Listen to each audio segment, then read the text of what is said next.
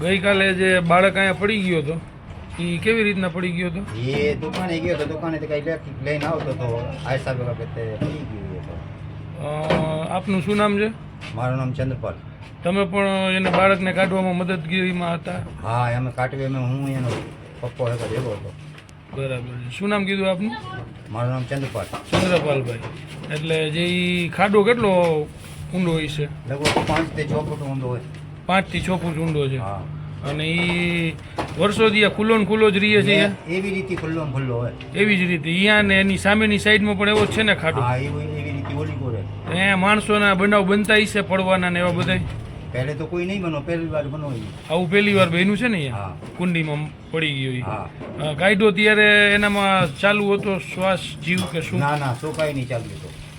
ત્યારે જ ઓફ થઈ ગયો તો. ત્યારે જ ખૂબ ધાવા દુબું ખાકે તો પાણી બધું કાઢતો હતો એને. બરાબર. કચરા કરતો હતો મોઢામાં. અને પછી એને તમે દવાખાને લઈ ગયા? પછી એમ્બ્યુલન્સ બોલાવી દવાખાને લઈ ગયા. બરાબર. એ તમારે શું થાય આમ? મારા કાંઈ થાય નહીં એમ કહેતા એ બીજા રાજ્યના હું કહેતા બીજા રાજ્યના. બરાબર છે. એને કાયદો કેવી રીતના આપણે? એ ઓલા ટેકા મેં હળિયો બાંધો તો હળિયા બાંધીને કાંકે તમે કહેતા કાઢતો તો અહીંયાથી. એનાથી કાયદો? હા.